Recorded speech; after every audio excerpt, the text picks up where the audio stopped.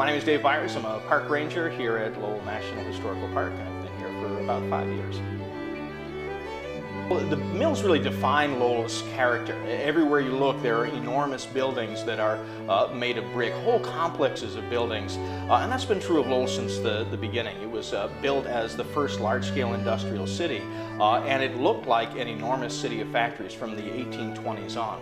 And today, as you travel along through the streets and the roads in Lowell, you can still see the reminders of that industrial history from the early 19th century. But these mill complexes were changed throughout the 19th century and 20th century. Lots more buildings have been added onto them, and it really creates the dramatic Lowell cityscape that you see today. Many other cities in New England have industrial landscapes and factory buildings, but you really don't see them to the scale and to the extent that you see in Lowell today. It's one of the most impressive things that we have here in Lowell. On top of that, one of the great features of Lowell from a distance is to see all of the chimneys, all of the smokestacks that are here. It's really emblematic and an iconic representation of Lowell. Each one of those chimneys represents a steam powerhouse, a steam engine at its base that would have run the factories at one time. And now the real landmarks that people look at to identify Lowell from a distance. So when the mills are being built, they're primarily being built out of brick. That brick is largely made in local brickyards. The building of Lowell takes in the whole countryside. So all the way up into New Hampshire, out west of us, several towns, lots and lots of people are being incorporated into the building of Lowell. The bridges are interesting in Lowell because before Lowell was created, there isn't a canal. Now at first the canals were much smaller, the bridges are largely wooden constructions, fairly simple kinds of bridges, but as the canals expanded they had to think about much more complicated, much more heavily engineered bridges. And towards the middle of the 19th century you see big iron trusses being built here. Up until maybe the early part of the 20th century, they're building iron bridges in bridge building companies, bringing them up whole and sort of putting them into place. Interestingly, still today, the company that manages the canals in Lowell, today it's NL, the water power company, they're still responsible for maintaining the bridges.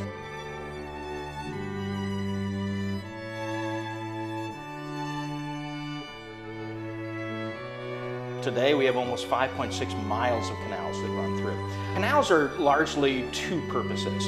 They use the canal to channel the water through the city.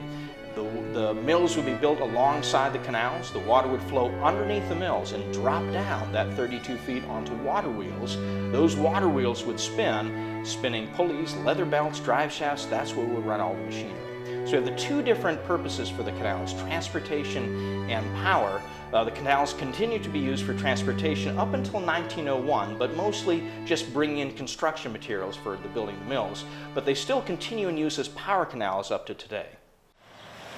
One of my favorite buildings is the Moody Street Feeder Gatehouse. It's a small building. A gatehouse is just a building to cover over gates that go up and down to control the flow of water in tunnels that are underneath the gatehouse. And it allows you to control the level of the water in different parts of the system depending on which factories needed more or less water. This particular gatehouse, it's at the end of what was Moody Street. It's a small brick building. It was built in 1848, one of the finishing touches on the canal system.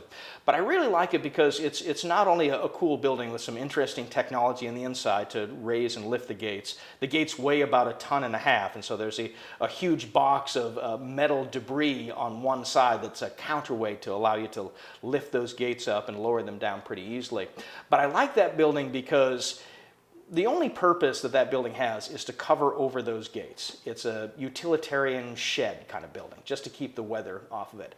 But they put a lot of effort into making that building look beautiful.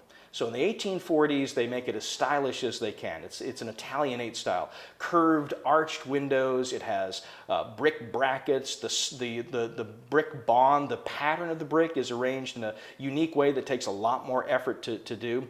And they didn't have to do any of that. The end of the building says 1848 in brickwork on it.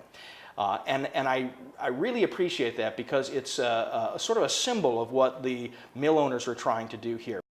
And they want to create a new kind of industry in America, something that says that industry is about progress, but industry can be beautiful too. And so they pour a lot of effort into making even small buildings that don't serve any more than a utility purpose into beautiful works of art. And that building still stands right in the center of Lowell, right in the shadow of the City Hall. Something, a building that people walk by every day and maybe don't give it a second thought, but I think it's one of my favorite buildings in the city.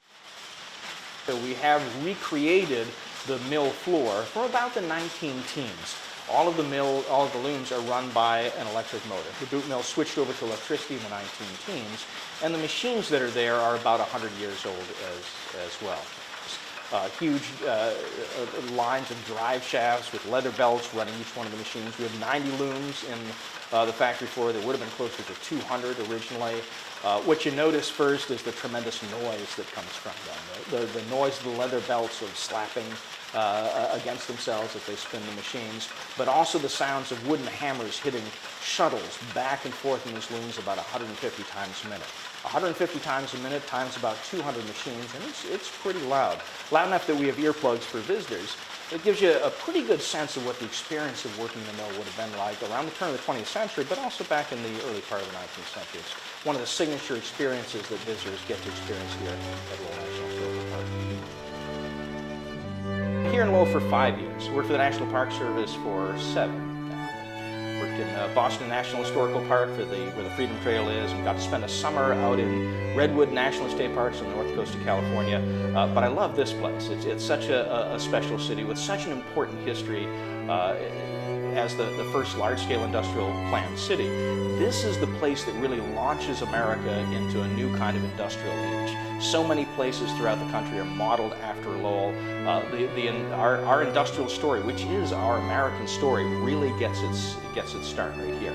I have a graduate degree in history. I love history, and there are lots of other great national parks out there, but this is a really special place. I really enjoy working here and telling the story of industrial America that gets it started.